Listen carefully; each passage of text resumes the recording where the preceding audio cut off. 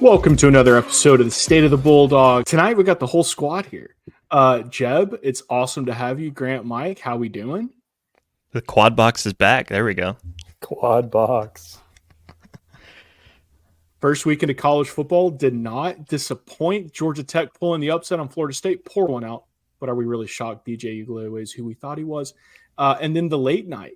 SMU Nevada, crazy. That tied in for SMU is a animal matchup nightmare. Did y'all watch that one? Yeah, that was an ugly start. They had to score. I think they scored like 17 unanswered. SMU did to find a way to pull it out, and being like a 34-point favorite or whatever they were.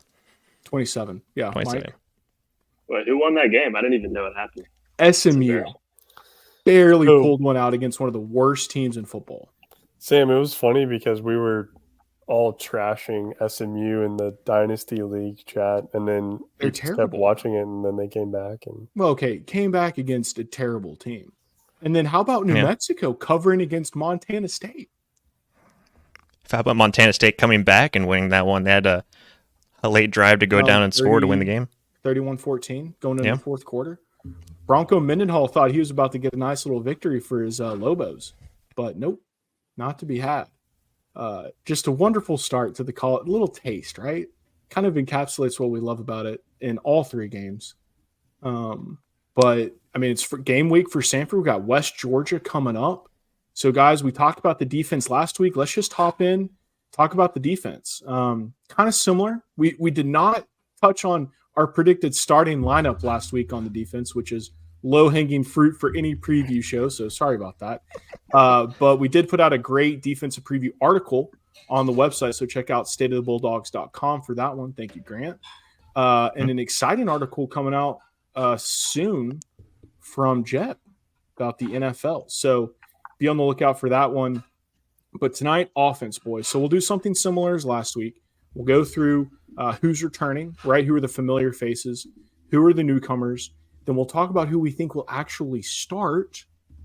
And then we'll get into West Georgia to wrap it up. But first, guys, offensive returners. This is probably the easiest one to talk about because there's not a whole lot of change up front.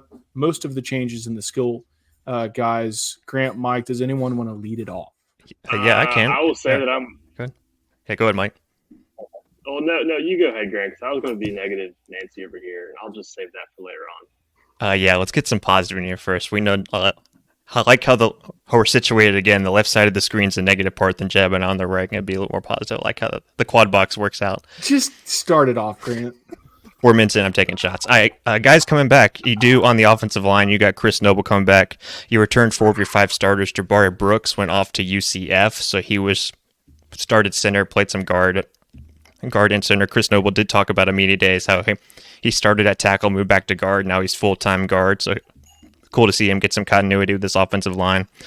Cooper Frazier back. He played some center as 2, along with Zach Brown to tackle. And then you got Darian King, who also played some snaps as well. And you've got a lot of guys in this O-line room that have played a little bit as they're kind of working through some injuries and some different combinations last year. So you have a lot of guys that do have experience along with the 4 of the 5 starters returning. So it is good. It's just a matter of, again, finding that mix and kind of building that depth that Coach Hatcher kind of talked about through the first few weeks of camp.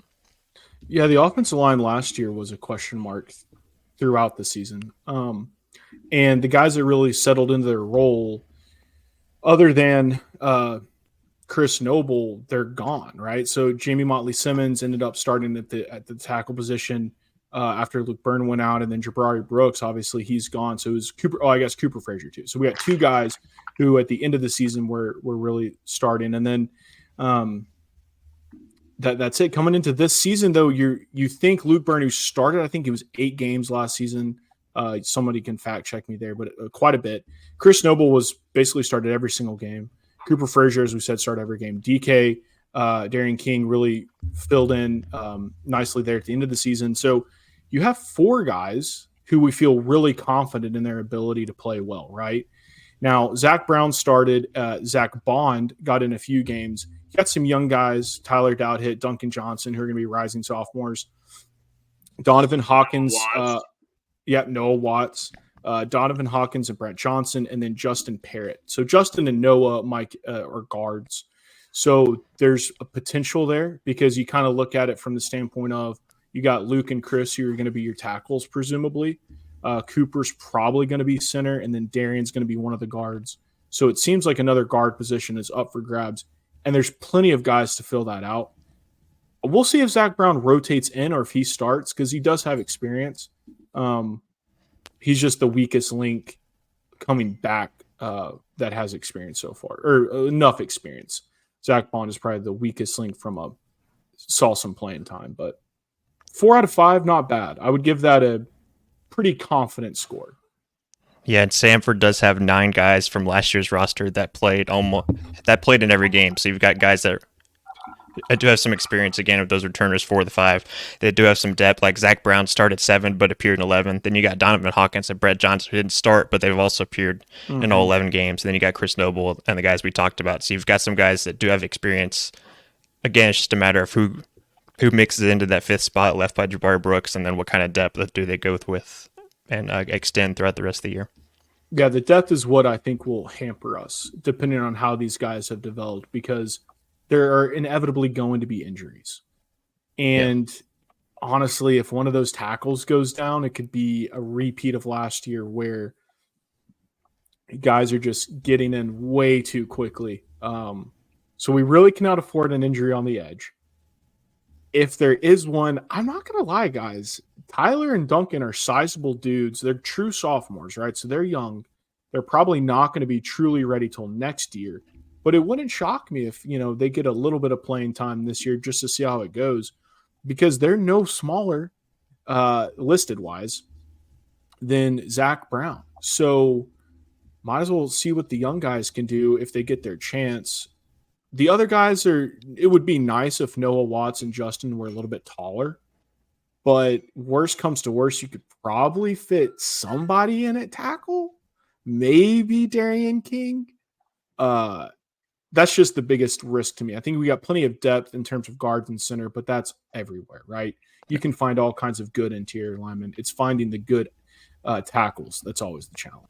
Especially at the FCS level 2, you don't have many guys you can shuffle through. It's about finding the right combination and having those guys that you can rely on, especially with what you have at quarterback and who new guys you'll be protecting. All right, so let's get to wide receiver. This was a lot of moving. Okay, before we begin actually on wide receiver, let's add the caveat that, like any Samford team, there is a slew of guys that will never see the field. If they do see the field, they may not record any stats. So we have a ton of wide receivers who are returning, who were maybe freshmen last year, or some super seniors who saw no action in their time at Samford so far. And so it's a little bit difficult to pick out who may pop, right? But working from the assumption that those guys are basically depth and practice squad guys, let's start from there, and that helps kind of whittle down the potential list of guys coming back. So let's start there, Grant. Yeah, starting receiver, you do have to replace almost 1,800 yards and 8 touchdowns from last year. Chandler Smith is gone, Ty King is gone, and then R.J. Starkey is gone as well. But you do have coming back SoCon Freshman of the Year and one of our favorite players from last year, Brendan Jenkins, had 304 receiving yards along with 4 TDs last year. He kind of flashed, and he was hurt a little bit to start the camp, but talking to the guys last week, he's been good to go since that first week. So that's good to see him on the field. Then you got DJ Rios returns for his senior year. He was one of the guys that went to SoCon Media Days to go represent the team. He had 403 receiving yards last year, which was good for third on the team, and had a few touchdowns.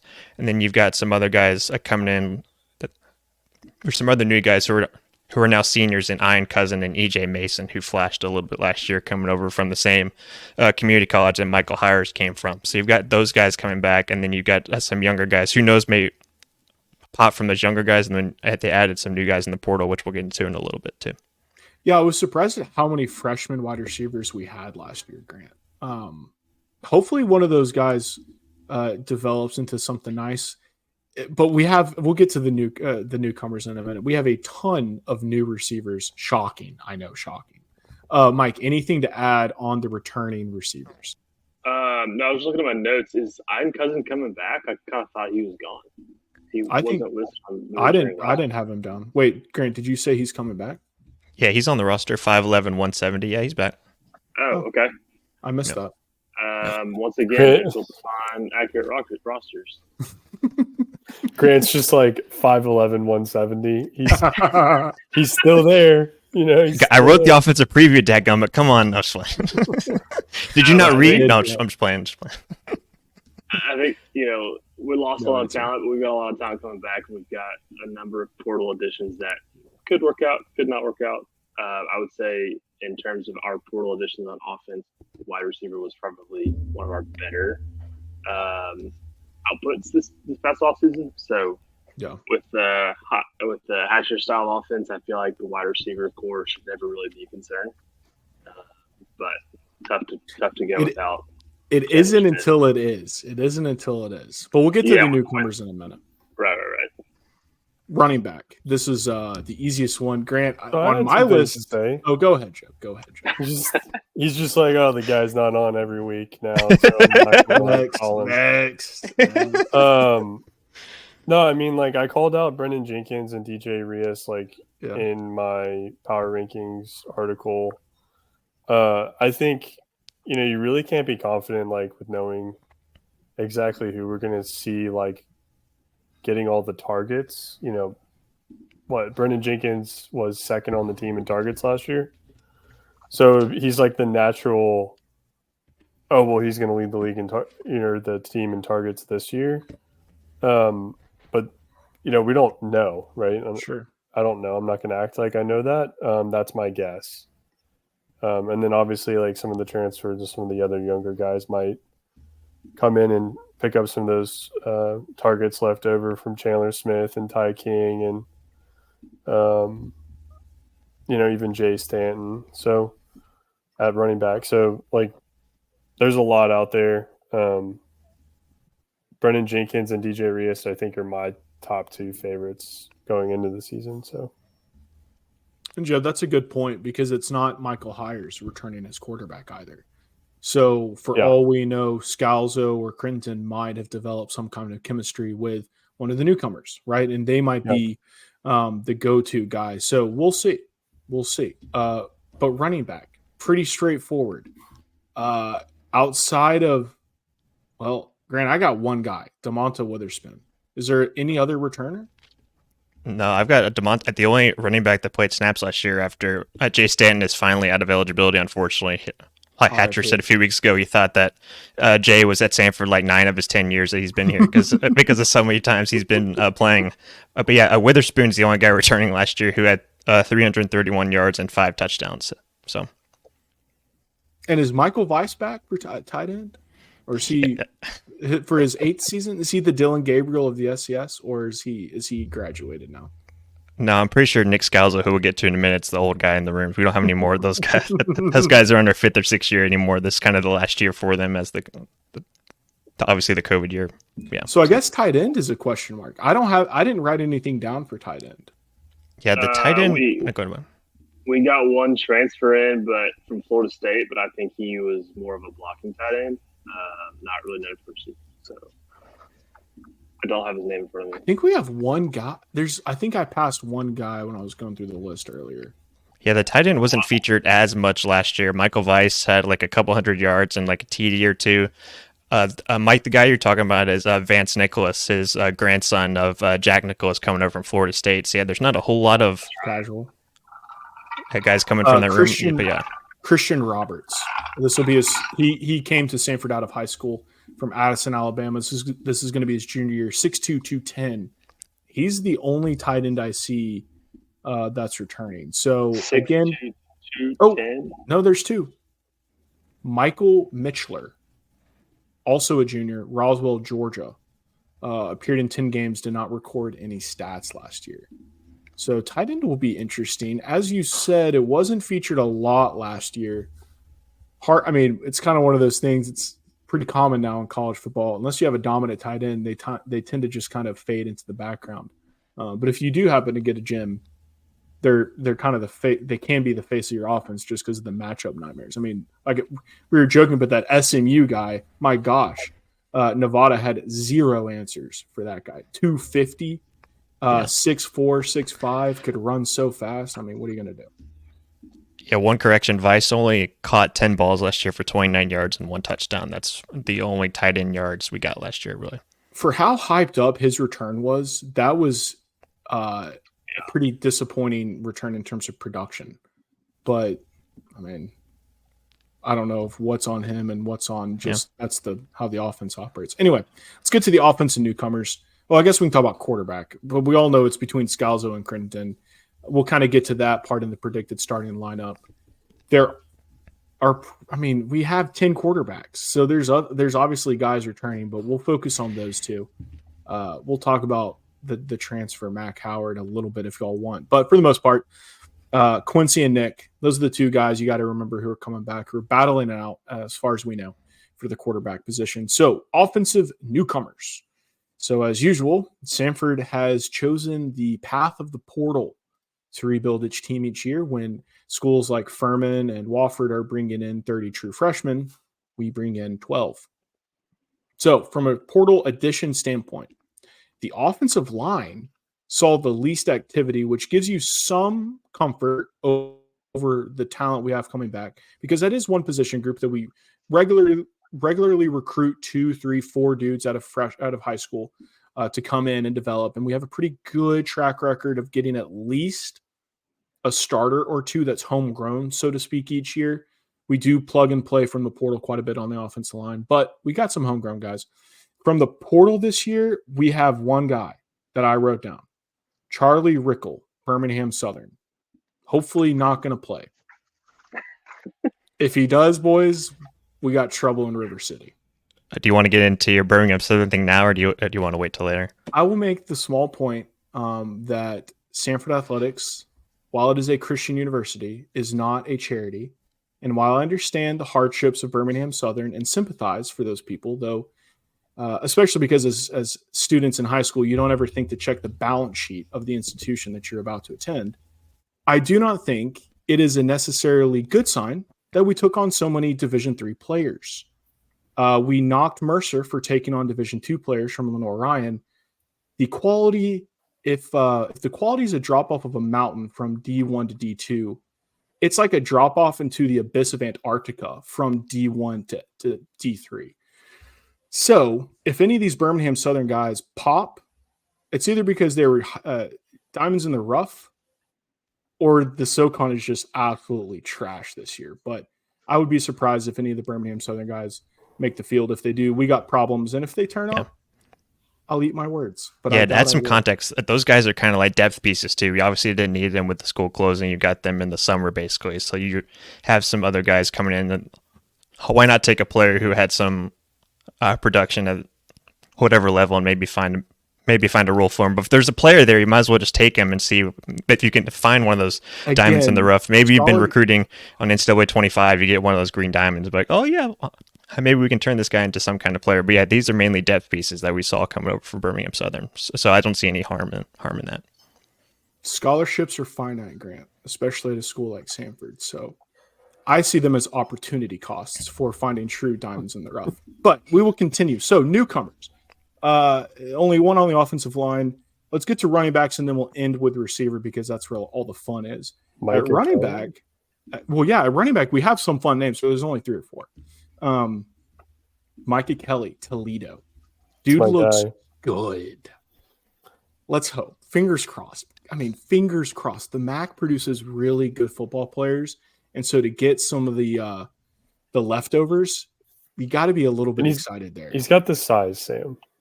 Yes. That's what I look at. I look at like the size and the weight, and I'm like, okay, he can probably handle the workload. Yep. Yeah, 5'9", 203. Similar to DeMonte Witherspoon. So the running back is looking like Toledo, a strength. Right? Yeah, Toledo. Yeah. Because you couple him with Jonathan Bennett, the Bama transfer, who, granted, I don't think he had a single carry at Bama. But boys, guess what? His walk-on at Bama. I will take a walk-on from See DJ Rios. I will take a walk-on from Bama all day long. I mean, that could be our sweet spot, right? Amen, Jeb. That was rejects? Bobby Bowden's sweet Here spot. comes negative Mike. He's shaking his head at us. Mike, All I did was say that could be our other sweet side, spot. Mike. Other side.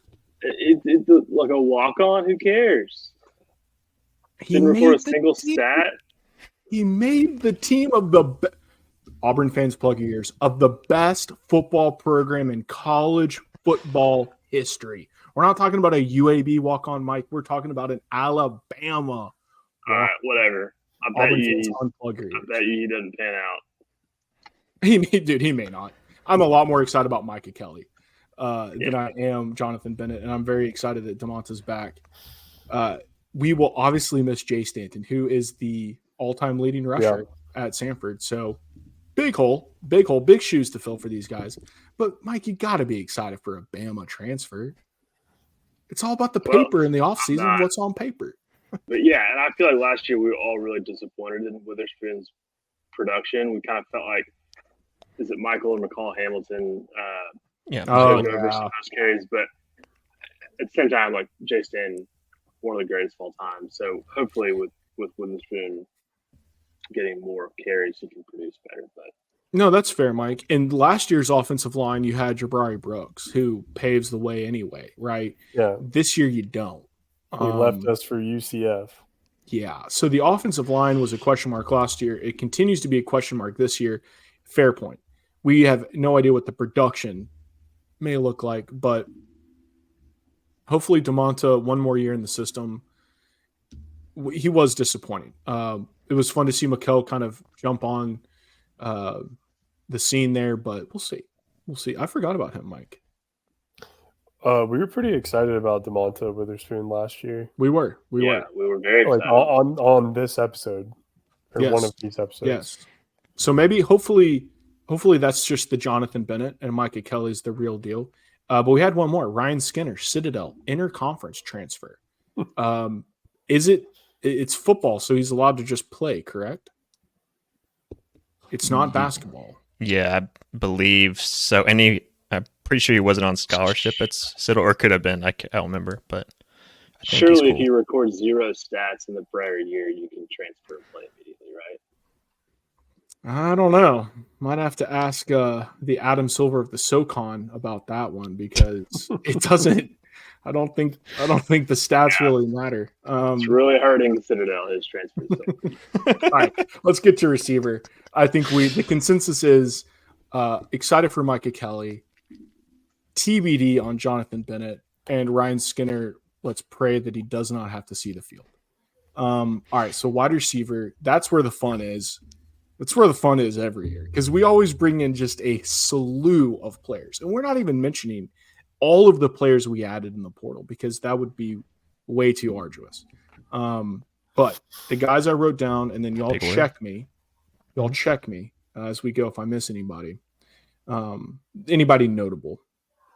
So I wrote down Jalen Barden, Georgia Southern, Teddy Davenport, UAB, Stephen Martin. I feel like I did not write that name down right. Central Florida, Samuel Willoughby, Bama, and then Rafe Vincent, Ole Miss. Was there anybody else in that list? I think you got them all. Dayton Green from Birmingham Southern. No, I did not include any Birmingham Southern people, Michael. Surprisingly, led the team last year in receiving the 375 yards. That's awesome. Should we also go poach some of the School of the Blind players as well? And Kobe Hughes in the running back room was their leading rusher. He's on Samford's team too. Wow.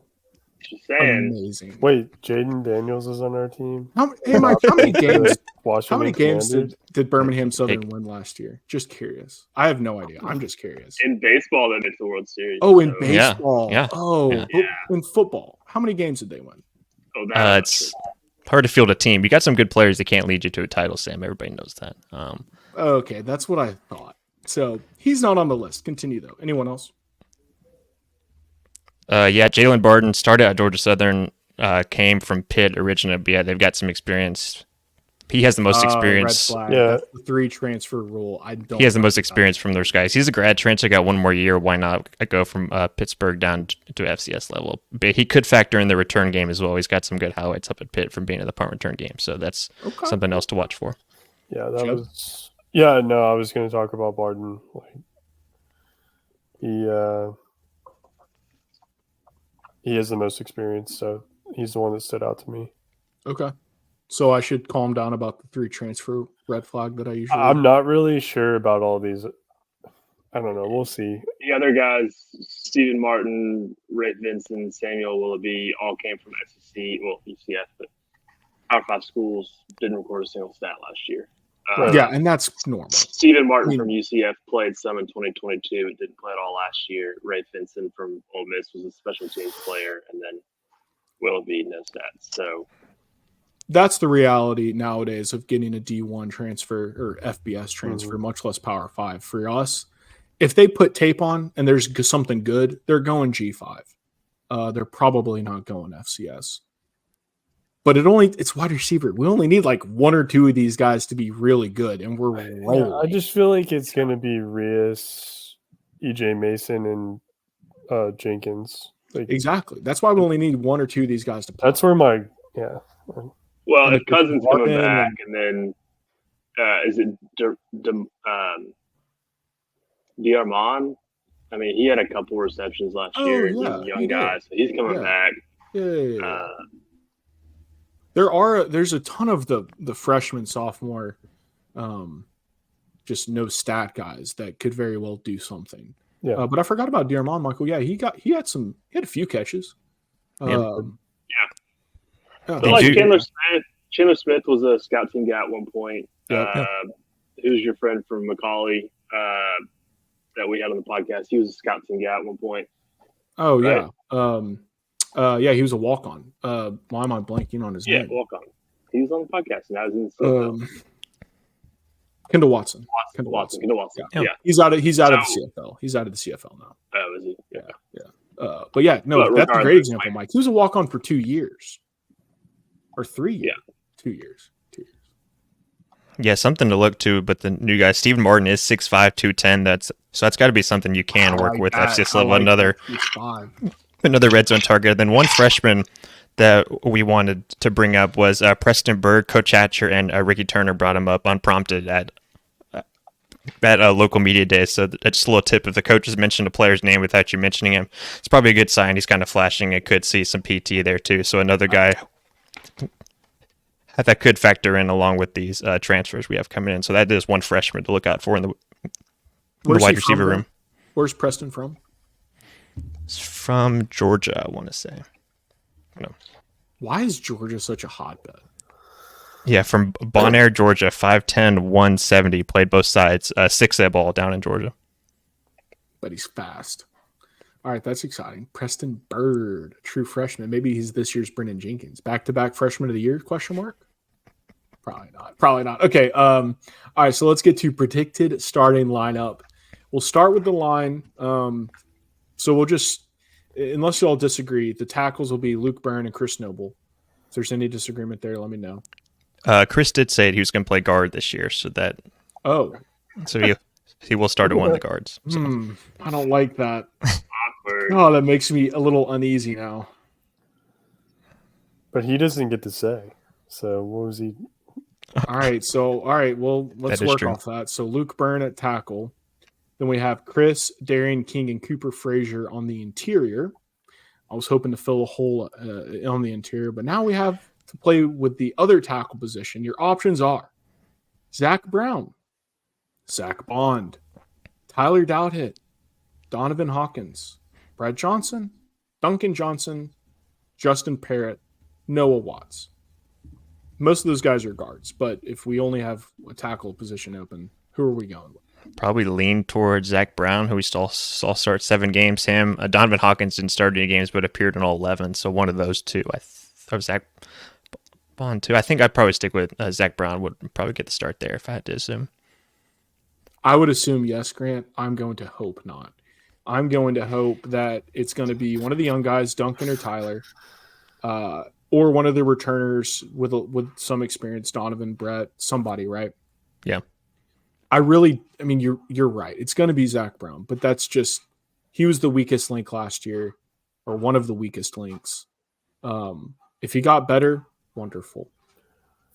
Roll If through not, that depth chart again, or the depth on the line. So your options for tackle, Jeb, the remainder. So we got Zach Brown, most likely starter. Zach Bond played in 3 games. Yeah. Rising sophomore Tyler Dowd-Hitt, rising sophomore Duncan Johnson, both big enough to play tackle. Probably a little bit underweight. And young. Donovan Hawkins, Brett Johnson, Justin Parrott, and Noah Watts. The latter 2 are definitely tall enough for guards, would be too short for tackle.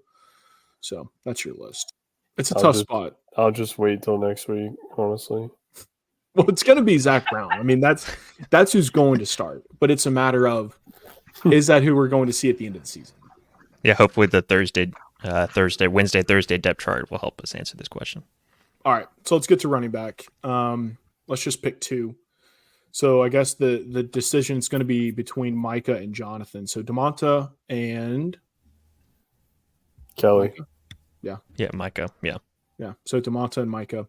Wide receiver. We'll go with 3 here. So Brendan, EJ, DJ, Jalen, Teddy, Steven, Samuel, Rafe, and Cousin. Yeah, kind of like those first 3 you mentioned of Brendan and then DJ and EJ. And EJ. Yeah, Brendan. Yeah. Mason, Rios, Jenkins. EJ and DJ left a lot of room or a lot to be desired last year. So yeah, definitely a lot of snaps to be. I'm excited about him, dude. Yeah, and you could file. You can file Preston Bird into that slot guy as well. Third on the team last year with like 4. Yeah, DJ played well. Yeah, he played well, but EJ was the one we all thought just because of that connection with Hires. That connection with Hires, yeah. Now that's not there, you're like, okay, what is he going to do? What's he here for? Yeah. Yeah. So Brendan and DJ, I think, are solidly up there. Yeah, for sure. Yeah. But there's so many targets to be taken from Chandler Smith. So yeah, and Ty King. Ty King, yeah. There's a lot to replace there. That'll be it's always the wide receiver in the Samford offense is always the most fun to see who pops up each year. Because 3 years ago, we're not saying Chandler Smith, right? And then he turned into the go-to guy. Just like we weren't going to be saying Kendall Watson 2 years ago or 4 years ago about him 2 years ago. So that's always a very fun position to watch. Like my thought is if Crittenden wins the starting job, he knows DJ Rios from 2 years ago. Sure. And so, they've been playing together in every practice. Right. Well, yeah. But what I mean is he's been on the team or at least been playing with Crittenden the longest, it seems. Yeah. So let's talk about quarterback. Is it going to be Quincy? Is it going to be Nick? Could it be Mac? At the end of the season, it's going to be Mac. Wow. You like interesting? I like it. There, Mike. Yeah, I like it. I like that, Jeb. Who are you going with, Jeb?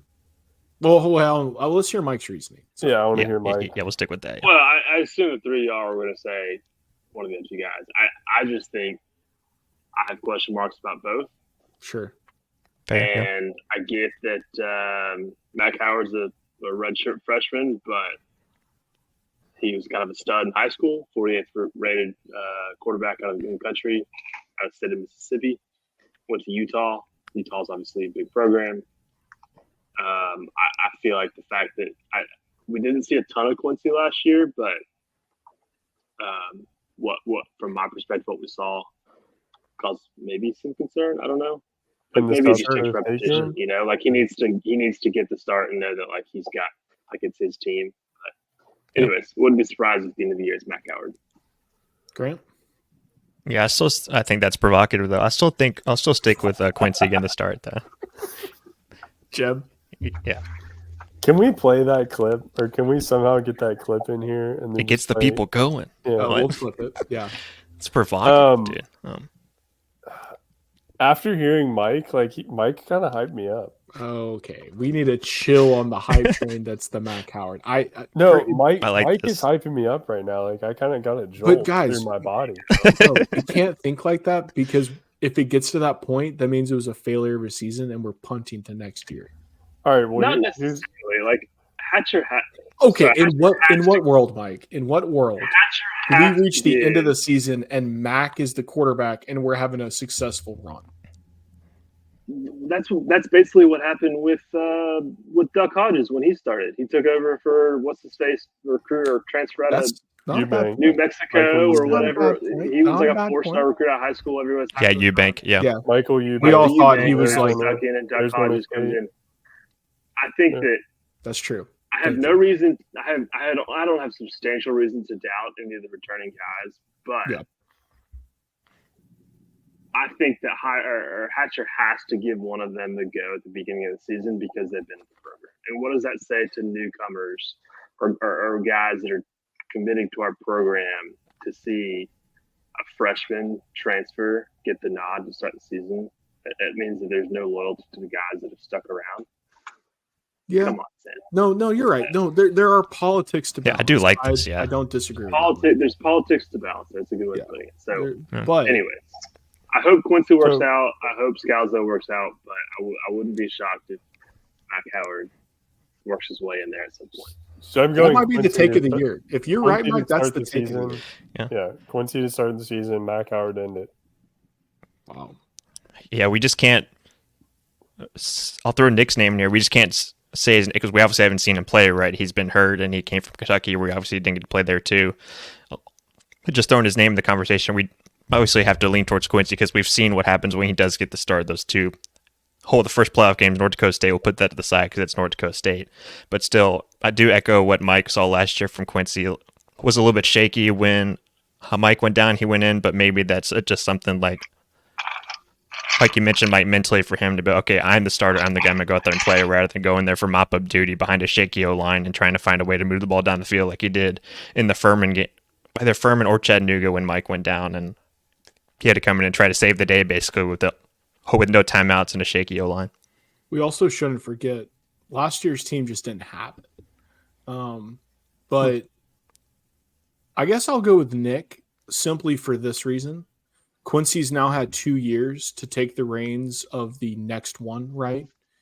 And he's had the advantage of Nick being injured during that time, and he hasn't been able to do it. And the moment Nick is healthy, there's a battle for quarterback. Now, this is assuming there's a battle. If there's not actually a battle and it's been Quincy the whole time, then, joke's on me, right? But if there's actually been a battle, it goes to show, one, how good Nick is because he's been on the bench hurt for 2 years now. But also shows how Quincy hasn't developed like we thought he might. I mean, I remember 2 seasons ago when we thought Quincy, when he came in on the Mercer game, he was a redshirt sophomore at that point. We all thought he was the next great Samford quarterback because he showed flashes of athleticism and threw the ball well. And then it all just kind of looked the same last year. And you kind of take a step back and you're like, well, did he get any better? Hard to say. There's like maybe 1.5 or not even a full game worth of reps that we saw. So it is the unknown of the season. I'm going with Nick just because no one else did. So someone's got to be right on the podcast. But as you talk through that point, Mike, I don't disagree as strongly as I did when I initially heard it. Let me put it that way. Same. Now that we've been talking about it, kind of starts to make a little bit more sense the way we lay it out. Yeah, especially when you give Quincy the benefit of the doubt. He only attempted 6 passes last year. Completed 10 of them. So he mostly came in garbage time. I think he came in the Auburn game, which you can't judge a kid for coming in to that Auburn environment that we were at, where they were just trying to save Irish body at that point. So for sure. And that's when Mike first got injured, was in that Auburn game too. So he tried to battle. Then Quincy got, I think the last series maybe before the game ended. But no, we're definitely trying to extrapolate an entire season from, as you said, 6 throws. So was Scalzo hurt last year, or was it just Irish team? Scalzo was coming off an ACL in 22, so he was healthy technically last year, which is why Quincy was QB2 and Scalzo was QB3, because that was Nick's second, maybe even third ACL injury that he's had. So obviously this was third. Yeah, but, third. Yeah. And I know we've mentioned a bunch on the podcast, but 3 years ago, he and Hires were battling it out at the starting position, and from what some of the players said, it was like probably one of the most intense QB battles you'd ever see in the Sim. Yeah. So the talent's there. That's why I'm rolling with Nick. And I don't think we find out the starter until the game on Saturday. I don't see any announcement coming beforehand, as it happened previously. That same Eubank competition, Eubank started. We didn't get an announcement before that. So if anybody's expecting like an announcement with a depth chart and not an or on there, if it does come out this week, we'll probably all find out together on Saturday. And it's radio silence from the football team. I've been trying to get a little bit of insight, and no one is budging. But anyway, I love that. All right. I love that. I hate that. Let's get to West Georgia. Guys, anything else on the offense before we touch on a little bit of the West Georgia preview? No, and we do have the same continuity with the main coaches too, come back from last year on the offensive side. Defense side is all new with Chaz Scales, and at the DB spot, then the new outside linebackers coach. But on offense, we've got pretty much the same top level staff. We've got Brendan Bogner coming over from UCF. He was on staff in 2022 working with the quarterbacks, went to UCF, and now he's back working with the quarterbacks. So other than that and a couple other spots, the main coaches on the offensive side are still the same from last year. So, all right. So with that, it's game week. We're transitioning from the off season. So what better way than our weekly trivia? This week, brought to you by none other than Jeb Gebhardt. Jeb, would you do the honors of reading out the question that is covering your face? Absolutely, Sam. All right, so let's go ahead with this trivia question of the week. Which 4 schools in the SoCon are the only schools with draft picks in the first and second round? Bonus, put them in the correct order of total picks in the first and second round only. 4 schools in the SoCon, first and second round. 4 schools. That's a lot, frankly. Yeah, are these the current schools in the conference? These schools are currently in the conference. Correct? Yes, we can't grant it would be 20 schools if it were. Well, I was going back to like Georgia Southern, like those days. But anyway, 4 schools. There's one easy one. There's one very easy one. You just have to pick all 4. The bonus is to put them in the correct order. Yeah, I'm struggling to come up with 3. Isn't it crazy that there's SoCon schools that have had players picked in the first round? Yeah, I'm surprised that there are 4. Yeah, 4. Yeah, 4 seemed high when we talked about this before we started. Yeah. All right. So let's just run through the schools as we've got to think. You want to go through the schools? Chattanooga. So there's Chattanooga, Samford, Mercer, Western, ECU, Citadel, VMI, Wofford, Furman. Those are the options. Out of those schools, you got to think big schools first. Yeah. So you cut Wofford, Citadel. Yeah, you cut VMI, Wofford, obviously. Citadel, VMI. So now we're down to 6 teams. And we just take out ETSU, I think 5. Mercer's got a pretty new football program, don't they? Yes. 10 years old. And they've only been in the SoCon since 2015. Oh, that doesn't matter. No, Michael, they pulled a Samford. They exited and came back. Oh, I thought they had a new program in 2015. I thought it was a rebirth. I could be wrong. I thought it was a rebirth. I think you take out Samford. I think because they don't have I don't think Samford has a first rounder. Yeah. Bradbury was second. Cortland, I think, was 3rd or 4th, maybe. So Jaquaski was second round. UTC, Western. Not even to say the team in whatever the city north of Greenville is. Travelers Rest. That say whatever all the time. Yeah, that's cool. So wait, Sam, is this your answer right now? You're going? Yeah, I mean, this sounds like the group's answer too, but I'm going UTC, Western, Furman, and I guess Mercer. That's 4. It still seems like for you? Yeah, it still seems like too many. I think this is kind of the group. Yeah, kind of the group thing. I'm gonna go UTC, ETSU. So you're gonna add ETSU. I'm gonna go VMI.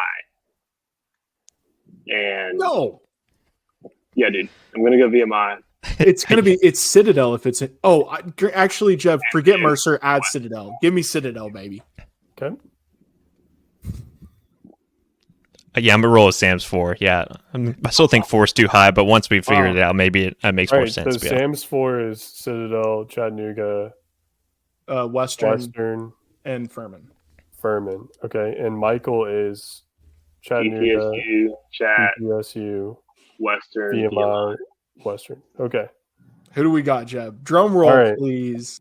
Clip that in or something. There is a. You ready? Oh, never mind. Go ahead. Ready? Okay. All right, and I'll tell you the number of picks after this. There's no drum. There's no drummer on here. Okay, go ahead. There's not. All right, so Chattanooga is one of them. Cole Strange first round. Yeah. Yeah, that was the only one I knew. Yep. Yeah. Right. That was the easy one. So Samford, obviously. Wow. Because we have two players that were picked in the second round, James Bradbury and Jaquiski Tart. But not the first. Oh, we misunderstood the question. Second round.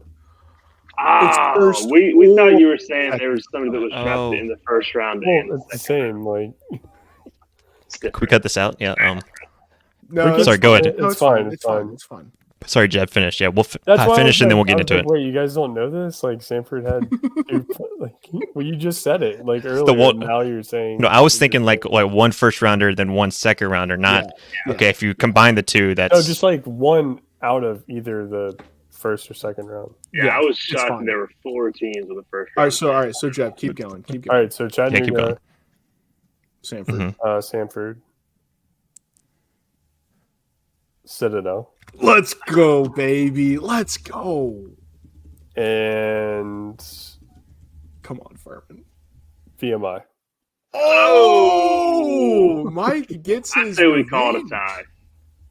You guys actually did pretty well, like regardless of the confusion. I mean, Grant just copied Mike and I, but I don't see a second rounder for Citadel though. They had a first rounder back in the. They have a first rounder. I still don't understand the question. At that point. Saying they've had a person drafted in the first 64 picks. Yeah. Yeah. I could have done that. Honestly, I blame the question. Yeah, I blame the question. My score would not have changed because I would have flipped Citadel for Samford. I don't think I would have flipped Furman for Samford if I'm being honest. Just because Furman has that sneaky good basketball history. So then you're like, well, they probably have somebody in football. I mean, it's South Carolina for Pete's sakes. They didn't always care about academics in that school. So Citadel's first rounder was in 1970. So here's the best part. The school with the most picks in either the first or second round. Did you guys want to just guess? Chat. UTC. VMI. Wow. That's the best part. Guys, Rocco has stumbled upon a sleeping giant. That's what I'm hearing. Stop it. Granted, this was all in like 1943, 1949, and 1950. Oh, when everybody was fighting in the war. That's ironic. I thought you said modern. I think you said the modern. Okay, so the modern. Yeah, the whole question was actually considered any year after 1923. So it's like pretty long. No, this is the perfect trivia question because there's a lot of ambiguity. So, so we're all right. We're all wrong. The asker can say whatever. VMI had a second rounder in 1960 and a first rounder in 1949 and 1943. Okay, that's crazy. Wonderful. So everyone is a little bit more enlightened after that one. Citadel's 19. I'm still trying to find. Oh, Cole Strange was the last first round pick for Chattanooga to Patriots. Yeah. Well, guess who doesn't have an NFL pick? And I have no idea if that statement is true or false. But West Georgia. So we take on the Wolves. Let's take a look. We take on the Wolves in their first ever game as an FCS or as a member of the FCS. They have a pretty decent recent history. You got to go back to the early 2010s to find a losing record. Several playoff appearances in the last 6 or 7 years. plenty of 10, 11, 12-win seasons in the last 8 years. So certainly a team that has a strong tradition of winning recently. It's a growing university. But you start looking at the roster, and very quickly you start to see that it's going to be an uphill climb. Geographically, they're in a favorable position, right? However, this year's inaugural team is filled with mainly transfers, which you would come to expect. New head coach, named in 2023, and they're building for the FCS. So it's going to take a little bit of time to get those messages to the high schools, if that's even the route that Coach Joel Taylor wants to take. But guys, let's go first impressions of what we hope to not be a good game. Mike, we'll start with you. Just overall impression of West Georgia. I'm thinking it should be a dub, obviously. It better be. I'm thinking back to Shorter last year. They're better than Shorter. Right. They're better. But obviously that was a rout, but there were like some signs of concern in that game. So my thought going into this game is fair. I don't really care about the scoreboard as long as we win, but I want to see how we play. Fewer penalties, fewer chunk plays on defense. Like you said last week, Sam, better line work in the trenches. More pressure. The fundamentals, right? The fundamentals to set up our schedule as we head into actual football games. Yeah. Grant? I think it goes to West Georgia defense. I don't know what kind of players they have, but obviously the scheme itself with Joel Taylor, they know a lot from Samford history, is going to bring a lot of experience on that front. So at least without Samford having some unknowns about West Georgia, at least West Georgia's defense will know how to prepare for Samford. So that could be a test. It depends on which quarterback gets a start. I guess it doesn't really matter. But the scheme as a whole, they will have some maybe not an advantage per se. I can't think of a better word than advantage, but at least have some knowledge of Samford coming into this, whether Samford really doesn't have any at all other than the coach from Mercer coming over to West Georgia. Yeah, for those who didn't know, Taylor was the defensive coordinator at Mercer before he got to West Georgia, and oddly was the D coordinator at Lenoir-Rhyne before Micah Jacobs made the move to be the Mercer head coach from Lenoir-Rhyne. So a little odd connection there. But he's certainly familiar with Samford's offense. Looking at their roster, their weakest points got to be a linebacker. When I say that, watch one of their guys just go off. But their D-line looked fine. Plenty of D1 transfers from big schools, and they're big. Outside of that, hard to say, right? But the linebacker core stuck out as a weakness just from a size standpoint. The offensive line stuck out as a weakness from a size standpoint.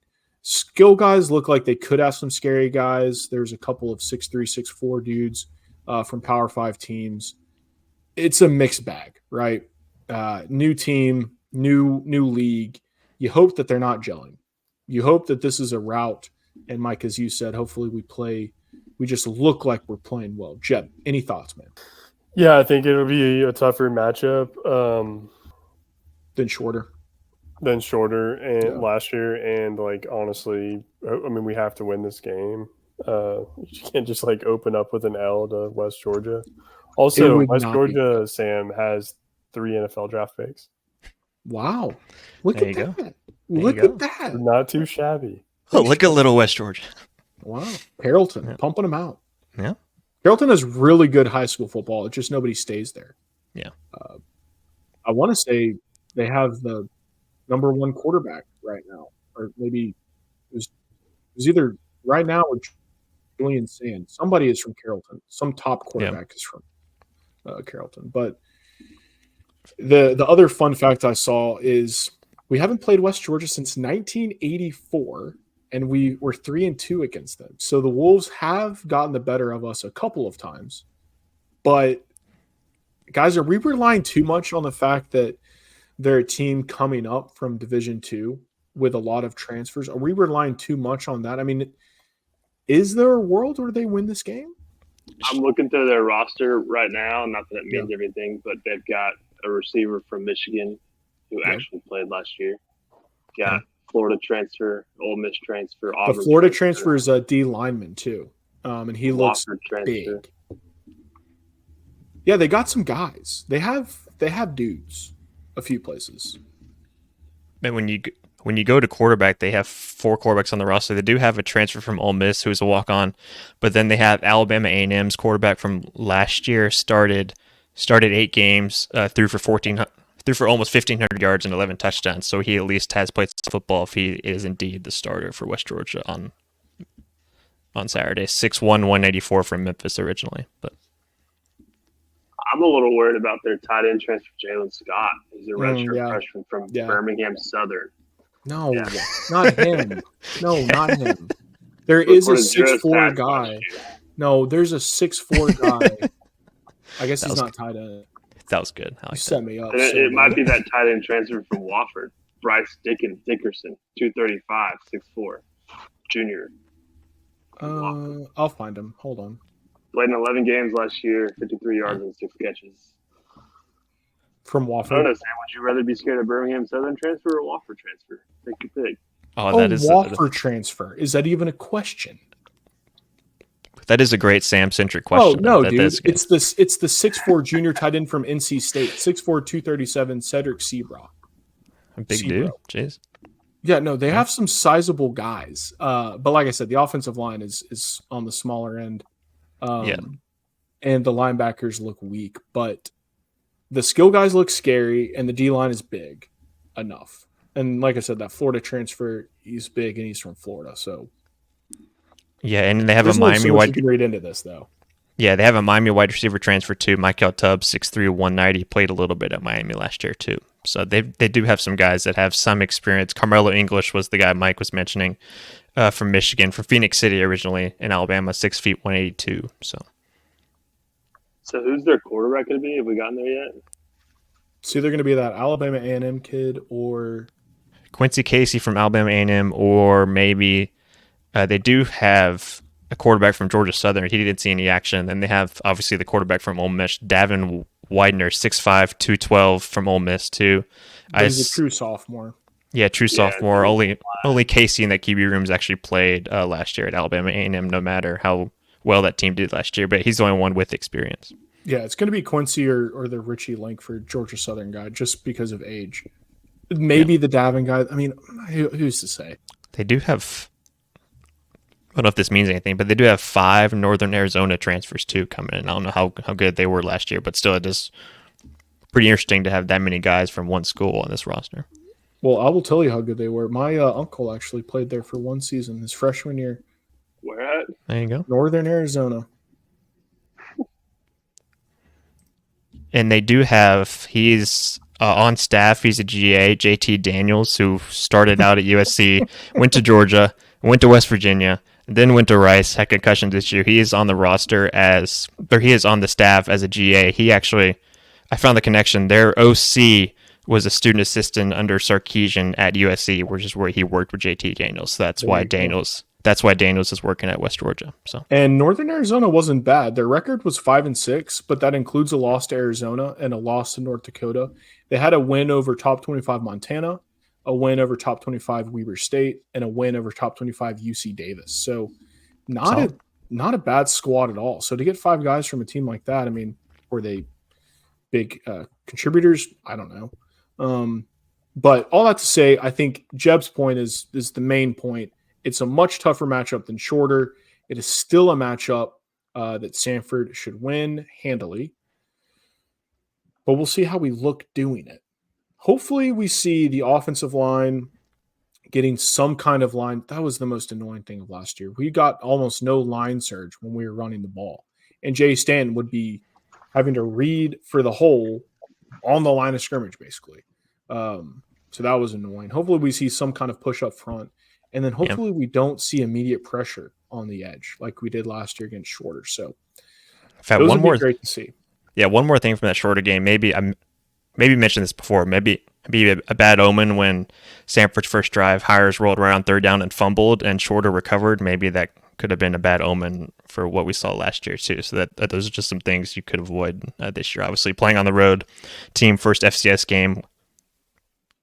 See what kind of crowd gets in there for a Saturday night in their first ever FCS game. So, yeah, boys. Before we end it, we're gonna play Hatcher's clip from the Bulldog Bash that Grant attended. But before we get to that, any other comments? Mike, it looks like you have one. Yeah, well, I was going to say, go back to Davin Widener, their quarterback. It could start. He was a 3-star in 247 in composite out of high school. Not bad. Offers from App State, FIU, Florida Atlantic, Georgia Tech, Maryland, Pittsburgh, Toledo, Princeton, Tulane, so Southern Florida. So, anyways, sounds like a pretty talented kid. Who knows if he's good or not? But yeah, maybe we start a little rivalry with West Georgia, and this becomes a regular matchup, and maybe they crack into the top 25 in a couple years. Yeah, West Georgia is coming to Samford next year too, so the second leg of the home and home. We will play them in basketball too. I think you're going to see a lot of West Georgia on Samford's schedule over the next few years. Sam and Grant, that one's even worse, but you guys will be there, right? Oh, yes, Jeb, thank you. So a very fun announcement that we have kept under wraps. Tay Berry, our first ever interviewee on the podcast a couple of years ago, is going to be joining the show for a post-game recap each week that will drop on Sundays. So Tay is going to be joining for the football season, and he, Grant, and myself will all be at the West Georgia game. If you're there, hit us up. Let us know if you're going. It looks like West Georgia has a lot of fun pregame things to do as a visitor. They have a beer garden. I think it's either inside the stadium or right outside the stadium that's open before the game. And then Carrollton is a great little college town. So hit us up on Twitter or Instagram or email, stateofthebulldogs@gmail.com. If you want to meet up, we'd love to see anybody. So with that, let's get to, any other comments? No, just football time. Ready to roll. That's right, baby. With that, let's get to what Coach Hatcher said. Grant, cue us up with what you asked him. I just asked him about the quarterback battle, asked him about what it's like with the senior leaders on this defense, because at Bulldog Bash, Chris Noble, Josh Mathias, and Noah Martin, Nick Scalzo, and Quincy were all there. So I just talked about what's it like having those kind of leaders, especially on defense. Had a good talk with Noah, too. Great guy. I finally got to talk in person after the podcast episode you guys had with him last Christmas. Yeah, I asked him about that. Hatcher's coming into his 10th year at Samford, which, again, I didn't really mention that. Or I didn't really think of that until he mentioned it at our local media day, that too. And then his son also was on Samford's roster the last couple of years. He's now a GA at Oklahoma. So what was it like having him become a coach? Started out at A&M as GA under Jimbo. It's now at Oklahoma. What's it like having your son be a part of a big-time coaching staff like Oklahoma? So there you go. Oh, that's awesome. All right, let's hear what Coach had to say. Leaders on the team. What's it like having these guys like Noah and guys like that on that side of the ball that lead your team on and off the field? He's a great player, and he has a great command of the group. They listen to him. So anytime you have guys that you've been in the games with, it is always beneficial for you. And he's a tremendous leader as well as some of the other guys on the team. Do you have one more scrimmage left, or are you guys done with scrimmages? We're done with scrimmages. Yeah. What have you seen from the two QBs in those scrimmages that's going to make that decision come down in a couple weeks? Well, just whoever's going to be the most consistent, and that's what we're looking for. The guys that can go out and make the routine play time and time again. And so it's a close battle. So we'll kind of hopefully figure that out here in the latter part of this week as we head into game week. You just mentioned to the crowd, it's your 10th year. What's it like being at a place for 10 years, and what's it been like Samford that you love the most? Well, this is the only place I've been at this long, so I don't have anything to compare it to, but it's a great community. Of course, the school has been outstanding to me and my family. My son's a graduate of Samford. So, we've enjoyed our time here, and hopefully we can stay here a lot longer. Speaking of your son, what's it like seeing him? I know he's a GA at Oklahoma. What's it like him being on staff, especially that offense? It's a good air raid, like him coaching. What's it been like for you and your family? Well, that's what he wants to do, and he's been very fortunate to have been at Texas A&M and now at Oklahoma, so he's worked with some really good people, and he's just getting started in this deal, but he's a smart coach. He helped us a lot in our run in 22 as a player coach, if you will. And we really missed him last year. He did such a good job. So hopefully the future's bright for him. And it's like anything, you need a break here or there. And I always pray that he'll be able to reach all the goals he has set for himself. I appreciate it. All right.